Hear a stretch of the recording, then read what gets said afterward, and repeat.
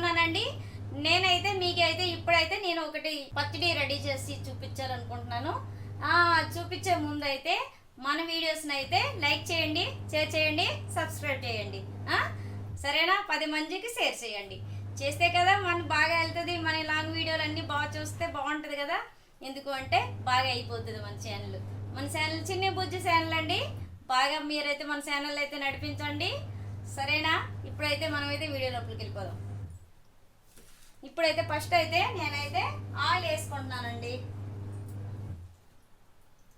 Oil కొంచెం వేస్తున్నాను, ఎక్కువ వేయలేదు. ఎక్కువ ఆయిల్ వేసుకోకూడదు కదా, తినకూడదు. అందుకు కొంచెం ఆయిల్ వేసుకున్నాను. తర్వాత ఇప్పుడు పచ్చడికి ఇగోండి పల్లీలు ఏపీసి తొక్క తీసుకొని ఉంచుకున్నానండి. పల్లీలు పొట్టు తీసాను, పొట్టు తీస్తేనే బాగుంటుంది కదా. తర్వాత అనమాట టమాటా ముక్కలండి, కరివేపాకు, కొంచెం చింతపండు అండి, తర్వాత మినపగుడ్డులు, తర్వాత శనగపప్పు, మిరపపళ్ళు అండి. ఇవి మిరపపళ్ళు, ఉల్లిపాయ ముక్కలు. మనకి ఆ పచ్చడి రెడీ చేసుకోవడానికి దోశ పచ్చడి, దోశకి ఇడ్లీకి అదేనమాట. సాల్ట్ అండి, ఇంగువండి, తర్వాత కొంచెం మిరపకాయలండి. ఇవన్నీ ఉండాలి. ఆయిల్ ఉండాలి, జీలకర్ర ఉండాలి.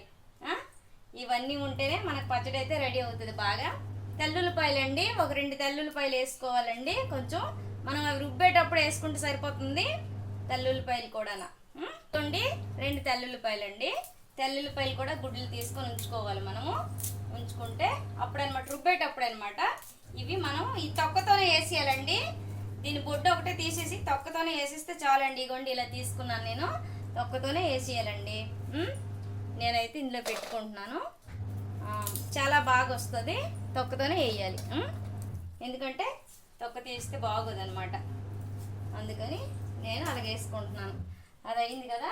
ఇప్పుడు ఇందులో కొంచెం జీలకర్ర వేసుకుంటున్నానండి,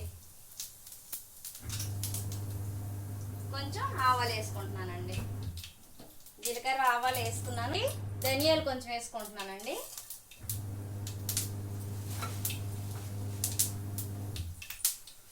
దాంట్లోనే ఇప్పుడు ఈ పప్పులు ఉన్నాయి కదా, ఈ పప్పులు వేసేస్తున్నానండి.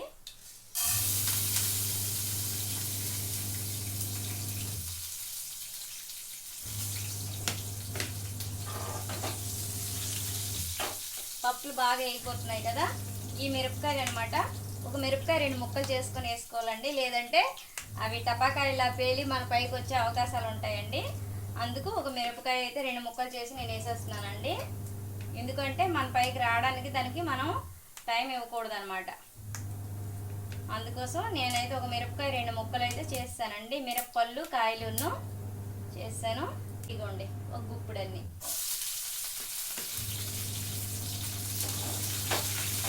అవి బాగా వేగిపోవాలండి. బాగా వేగిపోతే ఇప్పుడు దాంట్లోనే కొంచెం ఈ తాలింపులో కొంచెం ఇంగువ వేసేద్దామండి.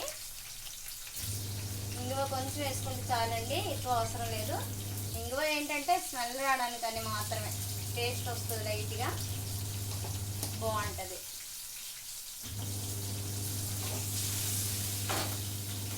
అవి పచ్చిమిరపకాయలు, పండు మిరపకాయలండి.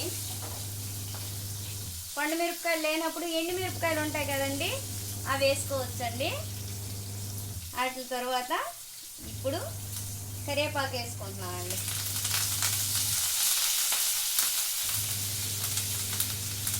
కరివేపాకు వేసాను కదా. ఇప్పుడు దాంట్లోనే ఇవ్వండి టమాటా ముక్కలు వేస్తున్నానండి. ఎందుకు రసం ఉండిపోతుంది కదండి, అందుకని నేనైతే అలాగా వేస్తానండి. ఇందులోనే కొంచెం సాల్ట్ కూడా వేస్తున్నానండి. తగినంత సాల్ట్ ఇప్పుడే వేసేస్తున్నాను నేను.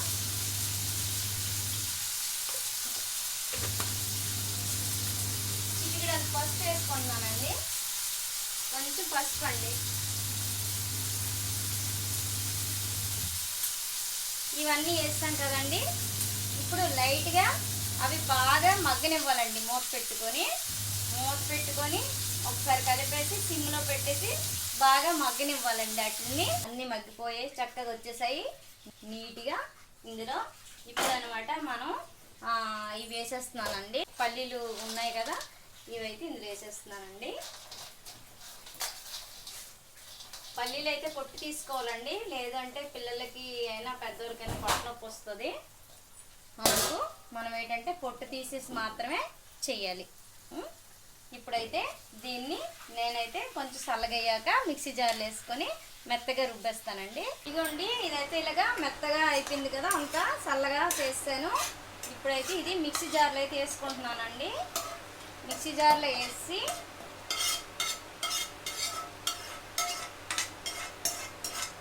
మెత్తగా దీన్ని గ్రైండ్ చేసుకోవాలండి. ఇందులోనే ఈ ఉల్లిపాయలు, తెల్లుల్లిపాయలు గుడ్లు తీసుకున్నాను కదా, ఇగోండి దీంట్లోనే ఇవి పచ్చివి ఇలా వేసేయాలండి.